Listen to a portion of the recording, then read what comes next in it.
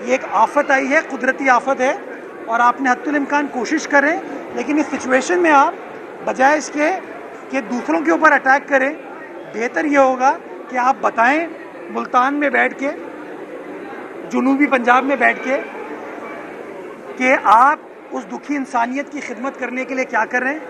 मेरे पास जिस दिन मवाजना या मनाजरे का कहेंगे मैं करने को तैयार हूँ, और फिर बात अगर हम करेंगे तो बहुत दूर जाएगी, फिर परेशानी इनको हो जाएगी, फिर इनको पता चलेगा कि केसीआर कराची में बंद किसने कराया था, किसके दौर में हुआ था। एक अब्बू के दौर में हुआ था और दूसरा भी अब्बू के दौर में हुआ था। तो खुदारा मैं नहीं चाहता, मैं तारीख़ का तालिब इल्म हूँ, मैं नहीं चाहता ये इस तरफ हम जाएं, बयानबाजी से गुरेज करें, लोग तकलीफ में उनकी खिदमत करके दिखाएं। ये बताएं जमात इस्लामी और पीपल्स पार्टी, इन दीगर जमातों पे क्या प्रेशर है? चले आप मरियम पे तो प्रेशर है, ये कह रही हैं कि ना मेयर साहब काम कर रहे हैं ना करने दे रहे हैं, और 300 अरब रुपए जो वर्ल्ड बैंक के मिले हैं वो कहाँ हैं? दूसरा जो है यूनुस डागा की रिपोर्ट में 4,500 अरब रुपए जो है वो सिंध हुकूमत ने कराची की हक तलबी की है। तो ये बल्दियाती जो अखबार है ये सियासी नाकाम क्यों होता है और फौजी दौर में बल्दियाती जो निज़ाम कामयाब क्यों होता है? झूठों पर खुदा की लानत, बस साबित करें। 300 अरब वर्ल्ड बैंक से मुझे मिले, जिसने ये कहा है, मैं उसको कहता हूँ यार बातों से कुछ नहीं होता, लाओ मुझे मेरे अकाउंट में 300 अरब रुपए हैं केएमसी के अकाउंट में। झूठ बोलते हो यार, बयानबाजी। मैं तो आपको मुबारकबाद पेश करना चाहूँ कि मैंने पिछले 1 महीने में हम पीपल्स पार्टी वालों ने जो प्रेशर बिल्ड किया है वो मुनाफिकों के अंदर भी थोड़ी गैरत आ गई है। अब थोड़ा बहुत रोड कटिंग का काम शुरू कर दिया है उन्होंने, अब थोड़ा बहुत जो उनको क्लिक का काम है वो कर रहे हैं, और इतने मुनाफिक हैं कि सिंध गवर्नमेंट के पैसे से काम कराते हैं और कहते हैं हम काम करा रहे हैं। एक मिनट, रोड कटिंग हमने रोड बनाई, काट दी उन्होंने, अब मुनाफिक उसके ऊपर काम करें, लेकिन मैं उसके ऊपर भी बयानबाजी नहीं करा। मैं न्यू कराची की आवाम को मुबारकबाद पेश करता हूँ कि आपके प्रेशर, मेरे प्रेशर, हम सब के प्रेशर की वजह से हमने मुनाफिकीन से भी काम कराया, और अभी तो पार्टी शुरू हुई है, इनसे एक एक पाई का हिसाब लेंगे हम लोग। झूठ बोलते हैं ना जो लोग। बाकी डागा साहब बहुत बातें करते हैं, मैं अगर बोलना शुरू करूंगा ना तो बड़ा मसला हो जाएगा। मलीर का डीसी पहला कौन था चेक कीजिएगा, और किसने क्या किया था चेक कर लीजिएगा। सिंध के अंदर या पाकिस्तान के अंदर जो आज महंगी बिजली के मसाइल है ना, वो सारे 2013 से लेके 2017 की जो वफाकी हुकूमत थी उसके दौर में हुए। जिस दौर में हम थर कोल की मेहनत कर रहे थे, जिस दौर में हम विंड कॉरिडोर की मेहनत कर रहे थे, आप चेक कीजिएगा 2015 में उस सस्ती बिजली के तमाम नए प्रोजेक्ट के ऊपर पाबंदी लगी थी। हुकूमत किसकी थी, वफाकी वजीर कौन था और उनका सेक्रेटरी कौन था। ये जितने लोग रिटायरमेंट के बाद मुसलमान हो जाते हैं ना, हाँ, जितने लोग सारी, इनको मैं देखता हूँ रिटायरमेंट के बाद कहते हैं सारे मसाइल का हल हमारे पास है। 40 साल सर्विस में होते करते कुछ नहीं है, और रिटायरमेंट के बाद कहते हैं यार मुझे मौका नहीं मिला। तो मैं देखता हूँ डागा साहब ने जो नंबर्स दिए हैं ना, मैं जिस अखबार में छपे मैं उन अखबार वालों को कहूँगा रिसर्च करें, वो नंबर्स गलत कोट किए हैं। अभी मुझे मुझे पानी की ऑफर आ रही है, यार रुक जाओ अभी और कपड़े ना उतारो। उजड़ी हुई जगहों की रौनक के बहाल करें, ये एक छोटा सा मिसाल है कराची के लिए। एमक्यूएम कह रही है मेयर कराची कोई भी काम नहीं कर रहा, रोड खंडरात बने हुए हैं, और जब भी नून लीग और पीपल्स पार्टी की सर जंग होती है तो ये बीच में घुस जाते हैं और नून लीग की बोली बोलना शुरू कर देते हैं, अलग सूबे की बात करते हैं, मेयर कराची पे तनकीद करना शुरू कर देते हैं। वो कह रहे कराची का मेयर काम नहीं कर रहा ना, वो आज भी समझ रहे कराची का मेयर उनका है इसलिए काम नहीं हो रहा। पीपल्स पार्टी बाबा, सीढ़ी तो आपके पास है वफाक में, क्यों नहीं हटाते सीढ़ी इतनी बातें सुनने के लिए? खींच लें, खबर तो बने ना। हाँ अच्छा खबर बने। तुम्हारी खबर की खातिर मैं किसी खबर क्यों बनाऊं? हाँ, पीपल्स पार्टी वफाक की अलामत है। पीपल्स पार्टी पाकिस्तान की जामिन है और इस मुल्क ने ये सियासी अफरा तफरी की वजह से इसकी मईशत को नुकसान पहुंचा है। मैं समझता हूं कि पिछले 2-2.5 सालों में सख्त फैसले करने के बाद पीपल्स पार्टी और मुस्लिम लीग नून साथ बैठी और नतीजा ये हुआ कि सियासी अफरा तफरी कम हुई, जिसका फ़ायदा ये हुआ कि पाकिस्तान की मईशत स्टेबिलिटी की तरफ जा रही है, जो कि एक खुशाइन चीज़ है। हम समझते हैं कि वो तमाम कुर्बानियाँ देने के बाद जो आज ये पॉलिटिकल स्टेबिलिटी आई है, जो कि मुआशी स्टेबिलिटी की तरफ जा रही है, हम उसको ख़राब नहीं करना चाहते। तमाम सियासी ओहदेदारों को, लीडरान को ज़िम्मेदारी का मुजाहरा करना चाहिए। और मैंने पिछले दिनों भी कहा था कि वज़ीर आज़म साहब का सबसे बड़ा स्टेक है। वज़ीर आज़म साहब को इस हवाले से अपना किरदार अदा करना चाहिए कि ये जो बयानबाजी है ना, ये गैर मुनासिब है। पीपल्स पार्टी ने कोई बयानबाजी नहीं की। पीपल्स पार्टी तो कहती है यार मिलकर काम करो, आज भी कहते हैं। मैं तो आज भी कोई इल्ज़ाम नहीं लगाया, मैंने कहा मैं गुलदस्ता बेचता हूँ अपनी तीनों बहनों को। तो हम चाहते हैं सियासी टेम्परेचर कम रहे, लोग पॉलिसीज़ के ऊपर फोकस करें, पॉलिटिकल स्टेबिलिटी रहे इस मुल्क में, ताकि इकोनॉमिक स्टेबिलिटी जो इस 25 करोड़ आवाम का बुनियादी हक है उसको वो मिल सके।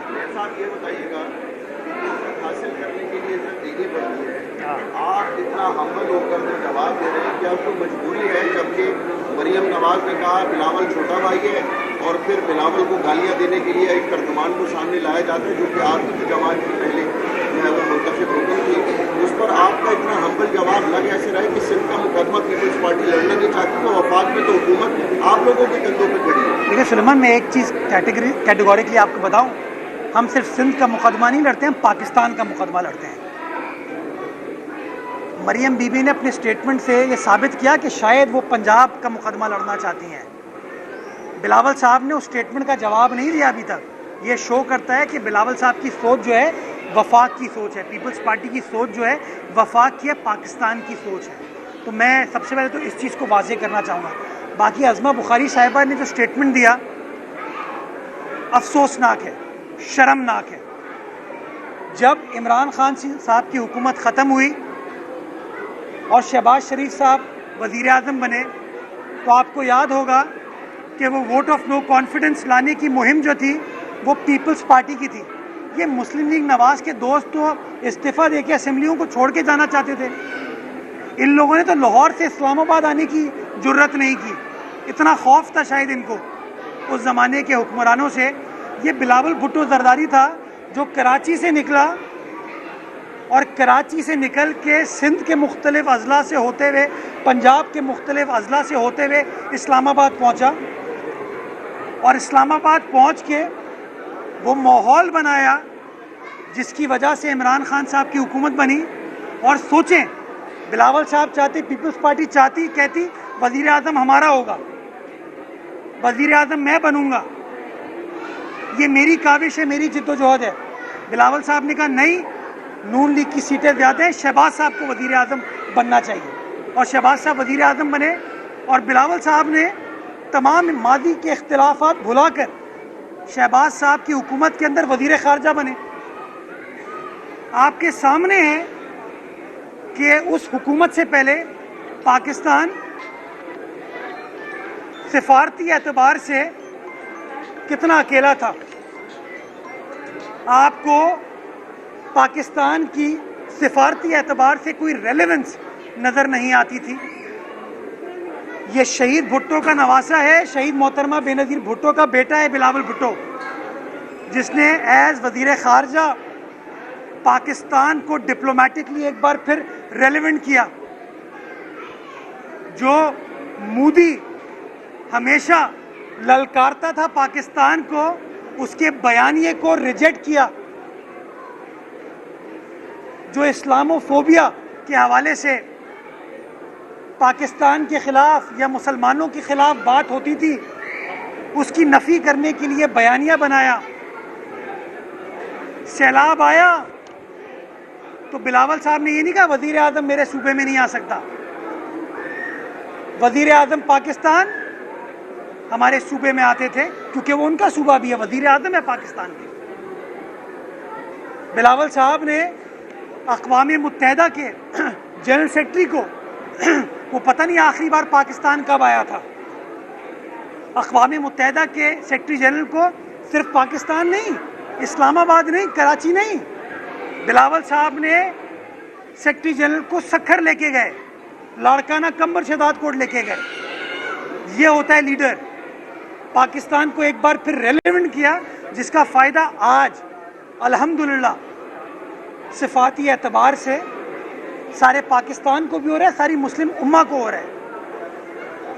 तो मैं समझता हूँ ये बुग़्ज़ है पीपल्स पार्टी में, या ये जो प्रेशर है सैलाब का, इसमें जो ये बयानबाजी हो रही है उसमें वो अपना केस ख़राब कर रहे हैं।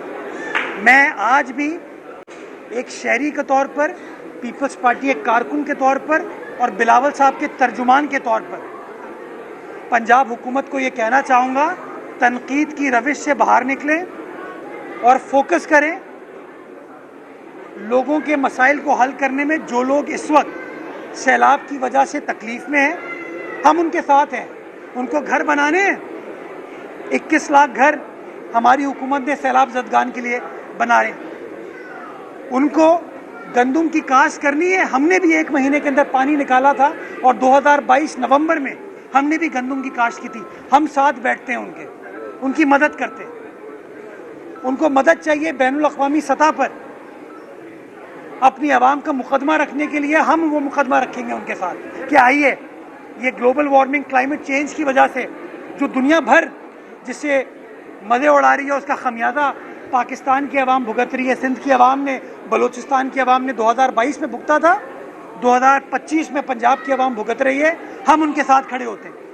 इन चीज़ों के ऊपर फोकस करें। ये जो बयानबाजी है ना, इसका कोई हल नहीं होगा। बाकी फूल इंशाल्लाह मैं भिजवा दूंगा। आप जो काम कर रहे हैं कराची के शहर में सड़कें कब तक पानी हो जाएंगी, पानी कब तक नलों में आ जाएगा, दीगर छोटे जो मसाइल है गलियों वगैरह की सेवरेज का निजाम कब तक सही से। ये आपसे पूछा है उन्होंने? नहीं, आपसे पूछा है। एक मिनट आपसे पूछा है। मैं कराची वाला हूँ, मुझसे बड़े कराची वाले आप नहीं हो सकते। कल भी मैं अजीज़ाबाद की गलियों में घूम रहा था, तो ऐसी बातें ना करें। ये भी बात,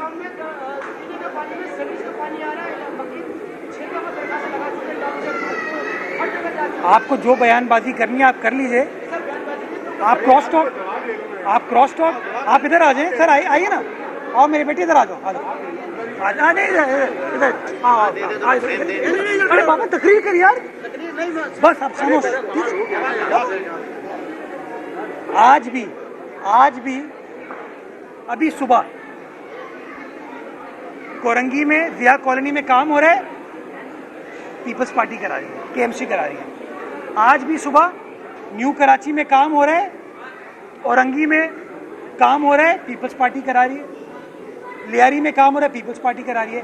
कल रात को, ये मेरे ज़िला का सदर है, ये आपको बताएगा, गुरु मंदिर के ऊपर मुनाफिकों का टाउन है वो, बा किरदार, बा सलाहियत, बा अदब, बा मुलाहिदा, होशियार मुनाफिकीन है कराची। तो कल रात को वहाँ भी काम हो रहा था। वो सेंट्रल की शेरशाह सूरी रोड है, अन्नू भाई पार्क के पास, ईदगाह के पास, नॉर्थ नाज़िबाद टाउन है। वहाँ पे माशाल्लाह नेक, बावजू, इतने अच्छे प्यारे प्यारे क्यूटी बच्चे हैं वो लोग ना, सच्चे बोलते हैं। वहाँ पे भी कौन काम था? ये केएमसी काम करे थी। तो मेरे भाई, मैं तो इसी शहर का हूँ, ना मुझे कनाडा जाना है इसके बाद, ना मुझे इसके बाद लाहौर जाना है, ना मुझे इसके बाद लंदन जाना है। मुझे कराची में ही रहना है। एक मिनट, मुझे कराची में रहना है, और कराची में रहना है तो कराची के लोगों के साथ रहना है। इंशाल्लाह जो कुछ भी है वो कराची की बेहतरी के लिए सर्व करें। ये बताएं, आप शहर की तामीर और तरक्की के लिए दिन रात लगे हैं, लेकिन आपकी ख्वाहिशों में एमकेएम और जमात इस्लामी आपसे काफ़ी नाराज़ है। आप पार्कों की डिज़ाइन और आराइश करें, जमात इस्लामी ने अदालत से जाकर उस पर स्टे ले लिया, काम रुक गया। पार्कों में जो सरगर्मियाँ पड़ी थी वो रुक गई हैं। दूसरी तरफ एमकेएम की जानिब से नालों के ऊपर स्टे लेने की वजह से आपका सिंधी होटल का नाला अभी तक साफ नहीं हुआ। अगर इसी तरह अदालतों से स्टे मिलते रहे और सियासी पार्टियां अदालतों को इस्तेमाल करती रहीं तो शहर की तामीर कैसे मुमकिन है? बहुत अच्छा सवाल किया आपने। मैं समझता हूँ सियासी जमातों को फैसला करना है कि उनको अदालत अदालत खेलना है, स्टे ऑर्डर खेलना है या खिदमत खेलना है। मैं तो खिदमत के लिए तैयार हूँ, लेकिन अगर हम काम करने जा रहे होंगे और अदालत स्टे ऑर्डर दे देगी, अदालत पास कर देगी ऑर्डर, तो गैर मुनासिब है। मैं आज फिर कहता हूँ कि अगर सिंधी होटल रोड के लोगों को जो तकलीफ़ है वो स्टे ऑर्डर आज विकेट करें, हम काम स्टार्ट कर देंगे। तो मैं ये चाहता हूँ ये सियासी मामलात को, इंतज़ामी मामलात को अदालत नहीं जाना चाहिए। अदालत काबिल एहतराम जगह है। लाखों केसेस हैं लोगों के ज़ाती डिस्प्यूट्स के, लोगों की जायदादों के डिस्प्यूट हैं, लोगों के बच्चों के कस्टडी के डिस्प्यूट हैं, लोगों के प्रॉपर्टी के रेंट केसेस हैं। यार उनके फैसले करें। ये जो सियासी नौयत के, इंतज़ामी नौयत के केसेस होते हैं ना, इसके ऊपर अगर वो इंटरवीन करेंगे तो मैं समझता हूँ ये जमात इस्लामी के दोस्त या एमकेएम के दोस्त गलत काम करें। फिर क्या होगा, फिर हम काउंटर जवाब देंगे। मैं अदालतों का बेपनाह एहतराम करता हूँ, जो जज साहिबान हैं उनका बेपनाह एहतराम करता हूँ, लेकिन मैं समझता हूँ ये नहीं हो सकता कि हम काम करने की कोशिश करें और उस काम को रोक दिया जाए। मैं ये कहना चाहता हूँ कि लाहौर में, इस्लामाबाद में आप कोई इस तरह के ऑर्डर्स नहीं सुनते। वहाँ पे आप कुछ नहीं सुनते कि फ़लाँ सियासी जमात अदालत में स्टे ऑर्डर के लिए चले गए। हमारे यहाँ बदकिस्मती के साथ हमारे मुखालफिन चूँकि वैसे हमें काउंटर नहीं कर पाते तो वो आप अदालत से रुजू करते हैं। मैं समझता हूँ सिटी काउंसिल भी अवेलेबल है, प्रोविंशियल असेंबली भी अवेलेबल है और नेशनल असेंबली भी अवेलेबल है, सेनेट भी अवेलेबल है। ये जो सियासी अखाड़े हैं यहाँ पर सियासी मामलात को हल करें। अदालतों को जो वैसे डिस्प्यूट्स हैं ना कानूनी, उनको एड्रेस करने दें। तो भाई मेरा आपसे सवाल ये है, मेरे कराची के अलावा आप जो है तर्जमान भी हैं साहब के। सवाल मेरा आपसे ये है कि नागौरी साहब आपके साथ खड़े तो पहली हुकूमत आई थी उस वक्त बेनज़ीर स्कीम निकाली गई थी और उसमें सिर्फ वर्कर मुस्तफ़ीद नहीं होते बल्कि कराची के एरिया में अंदाजी होती थी तरीके से और हाउस पे जो है वो प्लाटिंग हुई थी। अब अगर हम वहाँ देखते हैं तो वहाँ पर जो है सूरत बड़ी खराब है, अभी तक हाल वहाँ पर नहीं हुआ। ये यकीन तो कारकुनान भी शिकवा करते होंगे, नागौरी साहब आने वाले जो है खान साहब भी करते होंगे, क्या वजह है, क्यों नहीं वहाँ पर लग गया कि डेवलपमेंट कौन सी पूछते हैं जो रुकावट है? अच्छा आफ्ताब, ये केएमसी के अंडर नहीं है ये स्कीम, ये सिंध हुकूमत के अंडर है। आपने अच्छा किया ये मुझे बताई। मैं इंशाल्लाह सिंध हुकूमत से बात करूँगा, इस मसले को हल कराने की कोशिश करूँगा। ये पीपल्स पार्टी के कारकुनान के तर्जुमान है, मैं पीपल्स पार्टी के कारकुनान का तर्जुमान हूँ और आई एम श्योर वज़ीर बल्दियात हो या वज़ीर आला सिंध हो, वो भी इसमें दिलचस्पी रखते हैं कि मसाइल को हल किया जाए। तो इंशाल्लाह एंड एज यू सेड कि सिर्फ पीपल्स पार्टी के कारकुनान ही बल्कि आम आदमियों को, शहरियों को भी कुरानदाजी में वो अलॉटमेंट हुई थी, तो इंशाल्लाह उसको कानून के मुताबिक मसले को हल कराएंगे। अच्छा ये बताइएगा, तमाम सूबों में बल्दियाती इंतखाबात हो चुके हैं, पंजाब में बल्दियाती इंतखाबात जो है नहीं हो रहे हैं। पीपल्स पार्टी की जानिब से बार बार मुतालबा किया जा रहा है बल्दियाती इंतखाबात की कोई तारीख दे दी जाए, लेकिन पंजाब हुकूमत नहीं दे रही। तो क्या अभी आप मुतालबा करेंगे पंजाब हुकूमत से? नहीं, पंजाब में बल्दियाती हुकूमत है ना पंजाब में। मेयर, डिप्टी मेयर और फाइनेंस मिनिस्टर उनके लाहौर के हैं ना वो। ये बताइएगा कि दोबारा टेम्पलिंग पार्क में आ जाए, एक अच्छा माहौल तो फराम कर दिया कलर को बच्चों के लिए, बड़ों के लिए, एडवेंचर सब कुछ हो सकता है, लेकिन ₹1000 पर हेड तो वही बात हो गई, सस्ती कपड़ी तो नहीं मिल रही। अच्छा ये मैं एक्सप्लेन करूँ, 600 रुपये बच्चों के लिए और 900 रुपये बड़ों के लिए, 2500 रुपये बाहर लोगों के लिए जो दूसरे प्राइवेट इस तरह की फैसिलिटीज़ है। तो मैंने आपको खुद ही कहा था कि फ्री में कोई चीज़ नहीं चल सकती। अगर आप फ्री में करेंगे तो उसको आप मेंटेन नहीं कर सकते। ये जो आप बिजली का खर्चा है, इन्वेस्टमेंट का खर्चा है, साफ़ सुथराई का खर्चा है, तो अगर आप चाहते हैं कि चीज़ अच्छे तरीके से चले तो there has to be a revenue model. और इसलिए हम ये पब्लिक प्राइवेट पार्टनरशिप के ऊपर फोकस करें कि अगर वो किसी प्राइवेट फैसिलिटी में 2500 रुपये है तो मेरे यहाँ वो 600 रुपये का उस बच्चे को मिल रहा है, तो ये 25% उस प्राइस पे उनको मिल रहा है। और मैं समझता हूँ ये हमारी कामयाबी है, हमारा टारगेट है। मुफ्त में चीज़ करेंगे तो वही होगा जो बाकी जगहों का हाल इस शहर के अंदर हो गया। ये बस जितने भी टाउन चेयरमैन हैं सबके मुकाबले में आप बिल्कुल आपसे वो सवाल भी करते हैं आपको सवाल आपसे किया, लेकिन एक अहम तरीन मसला है इस शहर में कचरे का कचरा और अच्छा बारिश के बाद आप किसी भी तरह से आप मट्टी के सॉलिड वेस्ट वाले साइकिल लगा देते हैं उसको लेकिन ये ऐसा आप